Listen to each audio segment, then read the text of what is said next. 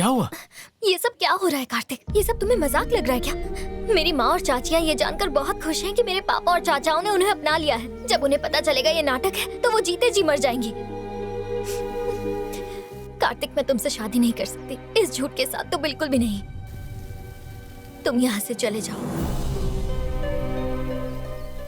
अगर नाटक नहीं करेंगे तो इन्हें साथ कैसे लाएंगे? इतने सालों बाद ये सब एक साथ आए। मैं इस परिवार को खुश देखना चाहता, और अगर उसके लिए झूठ भी बोलना पड़े तो मुझे नहीं लगता वो गलत है। मैं सब कुछ ठीक कर दूंगा, विश्वास करो। भैया भैया, उस लड़के का नाम कार्तिक है और ठाकुर अपनी बेटी की शादी उससे करवा रहा है। मैं यहाँ मातम मना रहा हूँ और वो वहाँ शादी की शहनाई बजा रहा है।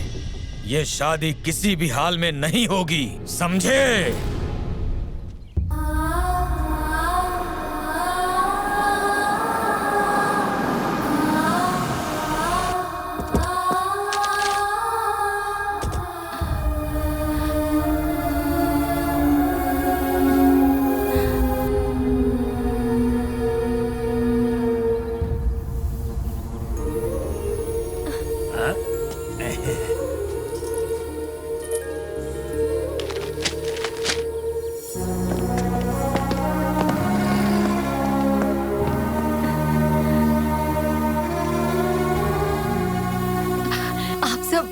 आप सब कैसे हो? हम सब बिल्कुल ठीक है। आओ।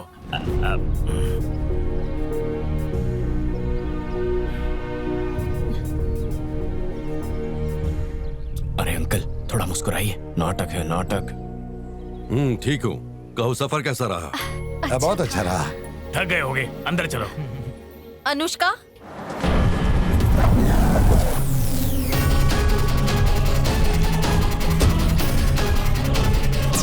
ये यहाँ पे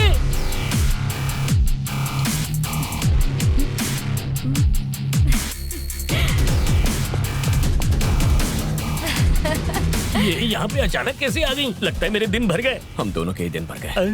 अब क्या करें? कुछ तो करना ही होगा, वरना कहे काम से। सही कहा। Hi baby. यहाँ इंडिया में मुझे देख के तुम सरप्राइज हो गए ना? शादी गांव में कर रहे हैं, ये पहले क्यों नहीं बताया? जगह कितनी अच्छी है। इतने दिनों में एक फोन भी नहीं किया तुमने मुझे। ये लड़की कौन है? मेरी होने वाली बहू है। हाँ हूँ, और मेरा नाम है अनुष्का, है ना बेबी? और कोई नहीं मिली? फिर नाम में गर्दन क्यों हिला रहे हो? कसरत कर रहा हूँ। ओह, आंटी, क्या ये सब इस घर के नौकर हैं? कपड़े तो अच्छे पहने हैं। अनुष्का, ये घर के बड़े हैं, इनके पाँव नहीं छुओगी? थोड़ी सी मॉडर्न टाइप की है। Nice to meet you. हमारी शादी के लिए घर अच्छे से सजाना। सब अंदर चलो। तुम भी बहुत दूर से आई हो, आराम कर लो। तुम तो मुझ पे कहर ढा रही हो। मैंने कार्तिक को लाने के लिए भेजा था, वेकेशन पर नहीं। You idiot. दांत दिखा के हंस क्या रहे हो तुम? तुम 1 मिनट अंदर आओ, तुम्हें दिखाती हूँ। बाय कार्तिक। बाय। कार्तिक, अकेले में अंदर बुलाया है, निकल पड़ी। जीती रहो। मेरा आशीर्वाद है कि तुम दोनों हमेशा खुश रहो। इतने सालों बाद यहाँ आकर मुझे बहुत अच्छा लग रहा है। पापा, अनुष्का को यहाँ क्यों ले आए? वो बात ये है ना बेटा। बापू ने फोन किया था। प्लान कामयाब हुआ। कार्तिक शादी कर रहा है। अच्छा। आप टिकट बुक करिए, हाँ जी। मैं पैकिंग करती हूँ। कार्तिक शादी कर रहा है मतलब? हम चाहते हैं कि कार्तिक की शादी विदेश में नहीं बल्कि गांव में होनी चाहिए, इसलिए हम गांव जा रहे हैं। तो हम इंडिया।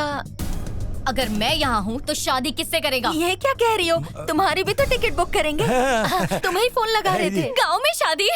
मुझे तो ये बात सुनकर ही एक्साइटमेंट हो रही है। अंकल, ये आप कार्तिक को मत बताना, मैं उसे सरप्राइज दूंगी। अब एक और मुसीबत को झेलना होगा। ये कैसी है? वैसे मुझ पे कौन सा रंग जचेगा? लाल रंग, वो भी आपके गाल पे। कोई रंग नहीं चाहिए, मैं ऐसे ही ठीक हूँ यार। ये लीजिए भाभी, आप अच्छी लगेंगी। ए, वो तो ऐसे ही कह रहा था मैं। चलो दुल्हन को बुलाओ, आके साड़ी पसंद कर ले।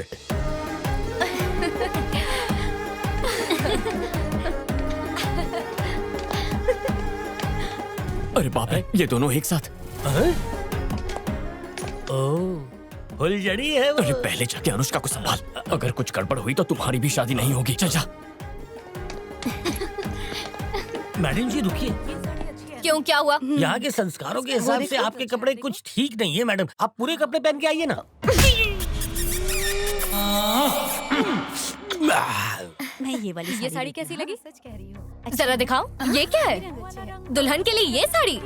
मेरी नौकरानी भी ऐसी साड़ी नहीं पहनेगी। मुझे यही पसंद है। तुम्हारी पसंद पूछी भी किसने? ये मुझे नहीं पसंद। दुल्हन ऐसी चीप साड़ी पहनेगी? कितने की है ये? 50,000 की है। क्या? दुल्हन की साड़ी 10 लाख से कम होनी नहीं चाहिए।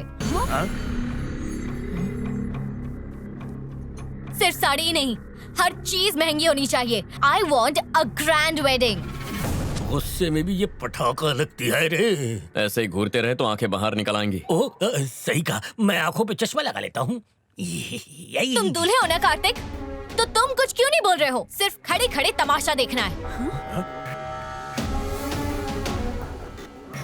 यहाँ शादी करने के लिए कितनी एक्साइटेड थी मैं, पर यहाँ आके देखा तो शादी के घर से ज्यादा ये कोई चिड़िया घर लग रहा है। पता नहीं मैं यहाँ आई ही क्यों। मैं जो चाहती हूँ वैसा ही होना चाहिए। छोड़ो, ये पावली कम है। ये होती कौन है मेरी बेटी की शादी में दखलंदाजी करने वाली? होने वाली पत्नी को काबू में रख। आप बिल्कुल परेशान मत होइए, शादी के बाद मैं उसे काबू में रखूंगा। अरे तुम्हारी पत्नी को ये क्यों काबू में रखेगा? मर गया। बुजुर्गों के पास तजुर्बा ज्यादा होता है ना, काबू में आ जाएगी शायद। चल निकल। ये क्या बात कर रहे हैं? अरे ये क्या हो रहा है यहाँ पर? आप छोटी छोटी बातों पे भड़कते क्यों हैं? मैं तो ऐसी चीजों को नजरअंदाज करता हूँ। मेरे माँ बाप डांटते तो फर्क पड़ता। ये तो मेहमान है, छोड़िए। वैसे ये साड़ी अच्छी तो है, क्यों? नहीं, वो लड़की सही कह रही है। पता है, मेरे घर की नौकरानियाँ ऐसी साड़ियाँ पहनकर सब्जी खरीदने जाती हैं। पोछा लगाने के काम आएगी ये। सुनो, इस साड़ी को कल बाई को दे देना, वो इससे पोछा लगाएगी। पापा, ये क्या कर रहे हैं? अगर मेरी माँ को दिल का दौरा पड़ा तो? मैं भूल गया बेटा। और सुनो, ये तो हम बाद में देखेंगे। घर का क्या हुआ? 2 दिन बाद शादी है। रजिस्ट्रेशन कब होगा? अगर ऐसा नहीं हुआ तो शादी कैंसल। ऐलान करता हूँ मैं। उससे हस्ताक्षर जल्दी करवाने हैं। हमारी बदसलूकी वो भूली नहीं होगी। आपने ही ये घर उसके नाम किया था, अब वो वापस क्यों देगी? उससे जबरदस्ती करवाएंगे। वो राजी हो भी गई तो उसका पति मानेगा क्या? जरूरत पड़ी तो उसके गर्दन पर चाकू रखकर उससे हस्ताक्षर करवाएंगे। जरा ये पकड़िए। आइए ना, आइए ना। मैं आपके पास ही आने वाली थी सबको उपहार देने ना। ये आपके लिए, और ये है ना, ये तुम्हारे। मुझे तुमसे कुछ बात करनी है। कहिए। पिताजी ने तुम्हें अनाथ समझकर ये घर तुम्हारे नाम किया था। अब भैया को ये घर किसी और को देना है, इसलिए तुम्हें कागजात पर दस्तखत करने होंगे। अरे ये बात है, आप जहाँ भी कहेंगे ना, मैं उन कागजातों पर दस्तखत कर दूंगी। आप कागजात बनवा लीजिए। हमें जायदाद की कोई लालसा नहीं है। हम चाहते कि बस आप पुरानी बातें भूल जाएं। आपने इस अनाथ का इतने लाड़ प्यार से पालन पोषण किया और एक ही पल में पराया भी कर दिया। ऐसा एक भी दिन नहीं था जब इसने आप सबको याद नहीं किया होगा। खुद को कोसती रही कि इसकी वजह से परिवार टूट गया, और इसी बात की हम आपसे माफी मांगना चाहते हैं। मन बड़ा करके माफ कर दीजिए। आपने जब हमें शादी का न्योता दिया, इस घर में आने दिया, तब इसके मन को एक अलग ही सुकून मिला है। वैसे भी इस जायदाद पे मेरा कोई भी अधिकार नहीं है बापू। ठीक है, तुम दस्तखत करके यहाँ से जा सकती हो। आओ चले।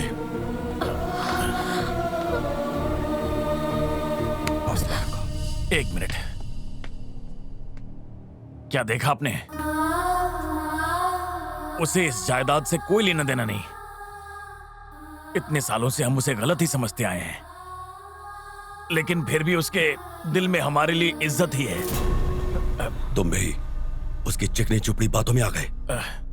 भूल गए उसने हमारे साथ क्या किया था।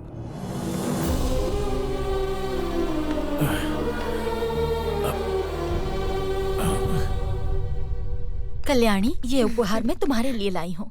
हाथ जोड़ती हूँ तुम्हारे। तुमने जो धोखा दिया था ना, उसे हम अब तक झेल रहे हैं। बड़ी मुश्किल से हमारे पतियों ने हमें अपनाया है। जाओ, इसे अपने पास ही रखो। एक मिनट माँ, आपको पता भी है कि आप सबके पतियों ने आपको क्यों अपनाया है? इनकी वजह से। रहने दो, मुझे कहने दीजिए। आज मैं सच बता कर रहूंगी। क्या मतलब है तुम्हारा? कार्तिक इन्हीं का बेटा है। सच उगल दिया। तुम औरतें कोई राज ही नहीं रख सकती। मुझे बताना पड़ा कार्तिक, क्योंकि ये लोग। जानता हूँ, सब सुन लिया मैंने।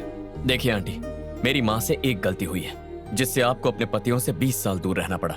लेकिन इस एक बात की वजह से मेरी माँ हर दिन खुद को कोसती है। उसी गलती को सुधारने के लिए मेरी माँ ने मुझे यहाँ भेजा है और इन्हीं के कहने पर मैंने आपको अपने पतियों से मिलवाया है। मुझे उम्मीद है अब आप इन्हें माफ कर देंगी। हमें क्षमा कर। ऐसा मत कहो। बिना सच जाने तुम्हें इतना कुछ कह दिया, तुम्हें इतनी कड़वी बातें सुना दी। मुझसे नाराज तो नहीं हो ना? और मुझे भी माफ कर दो। ये तुम्हारे माँ, तुम खुश हो ना? ठीक है, तुम्हारी प्रॉब्लम तो सॉल्व हो गई। अब सॉल्व करते हैं तुम्हारे पतियों की प्रॉब्लम। ये जुदाई बर्दाश्त नहीं हो रही है। अन्नू बेबी की बहुत याद आ रही है। जाके मिल के आता हूँ उससे।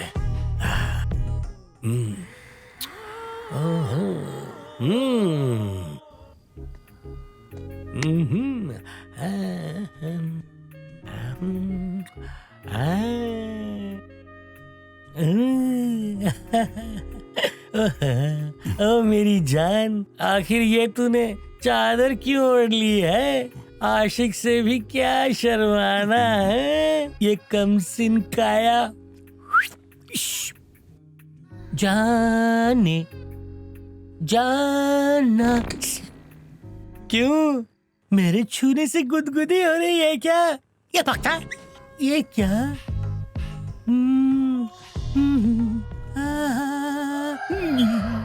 कमाल है, मेरे छूने से झटका लगा तुझे? मेरे हाथ में बिजली का करंट है? जाने मन, जब से मैं इस घर में आया हूँ दिन और रात तुझे अपनी आगोश में लेने की सोच रहा हूँ। मैं भी जानता हूँ कि तुम भी मुझे अपनी आगोश में लेना चाहती हो जानू। क्यों, सही कहा ना? अब आ भी जाओ।